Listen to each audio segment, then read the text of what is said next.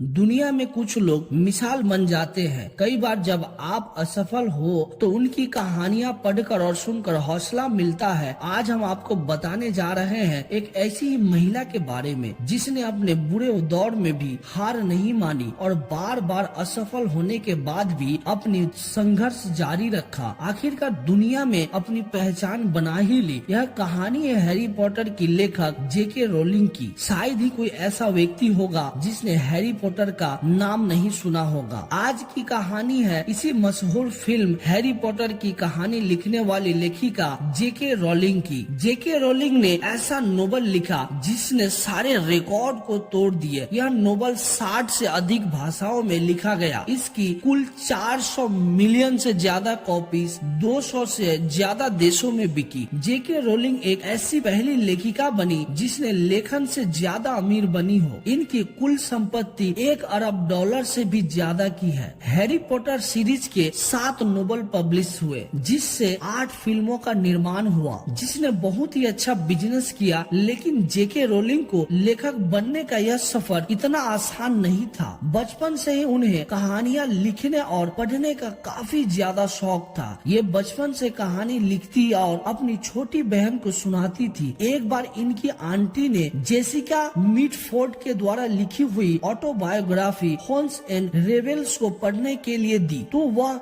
Jessica से काफी ज्यादा प्रभावित हुई और बची हुई सारी किताबें पढ़ डाली। इनकी काल्पनिक दुनिया में जादू की दुनिया, प्राकृतिक बड़े बड़े पेड़ पौधे ये सभी रहते हैं। हैरी पॉटर को लिखने की कल्पना एक जादुई स्कूल जिसमें एक यंग बच्चा पढ़ रहा है। इन्हें मैनचेस्टर से लंदन जाते हुए ट्रेन के सफर में आई और लंदन पहुंचते ही उसे Harry Potter and the Philosopher's Stone को लिखना शुरू किया। 17 साल की इनकी उम्र रही होगी जब इनकी माँ का देहांत हो गया था। तब ये काफी ज्यादा टूट गई थी और टेंशन में रहने लगी। लेकिन लेखन के काम ने इनका हौसला बढ़ाया। नौकरी करने के सिलसिले में जेके रोलिंग पोर्टुगल गई जहाँ उन्हें इंग्लिश टीचर का काम मिला। वहाँ उन्होंने एक जर्नलिस्ट से शादी की और एक बेटी का जन्म हुआ जिसका नाम जेसिका रखा। लेकिन वैवाहिक जीवन में अनबन के चलते पति ने उन्हें घर से बाहर निकाल दिया। जब उनकी बेटी केवल 1-2 महीने की ही थी, सर पर छत पाने के लिए अपनी छोटी बहन के घर चली गई जहां अपने गुजर बसर करने के लिए उन्होंने एक फॉर्म भरा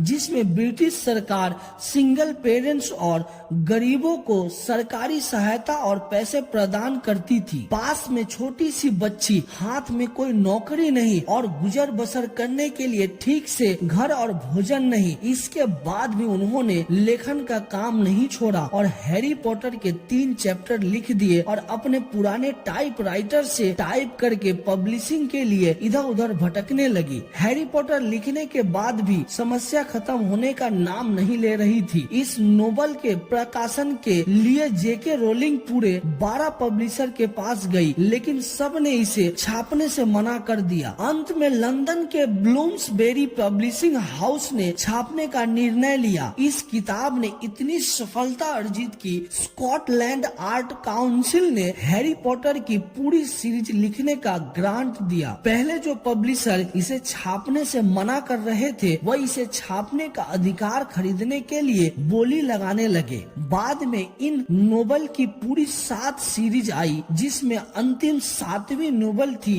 हैरी पॉटर एंड डेथली हैलोस जिसे best selling of all time का अवार्ड मिला। यूके और यूएस में रिलीज के पहले ही दिन 11 मिलियन किताबें बिकी जो अपने आप में एक रिकॉर्ड है। 7 सीरीज के नोवेल को और भी कई सारे अवार्ड मिले जैसे Nestle Smartest Book Prize, British Children's Book of the Year, Children's Book Award. इन 7 नोवेल की सीरीज के ऊपर 8 फिल्में बनी जो काफी ज्यादा सफल रही। तो इस तरह से जेके रोलिंग को असफलता के बाद सफलता मिली थी। जेके रोलिंग की हैरी पॉटर सीरीज बहुत लोकप्रिय है। दुनिया भर में 120 मिलियन से ज्यादा कॉपीज बिक चुकी है। ये किताबें एक युवा जादूगर हैरी पॉटर और उसके दोस्तों के जीवन पर आधारित है। उम्मीद करते करते हैं दोस्तों, आप सभी को यह कहानी बहुत अच्छा लगा होगा। अगर अच्छा लगा तो मेरे इस वीडियो को लाइक करके दूसरों तक शेयर करें और इसी तरह की मोटिवेशनल वीडियो के लिए मेरे इस चैनल को सब्सक्राइब करें। धन्यवाद।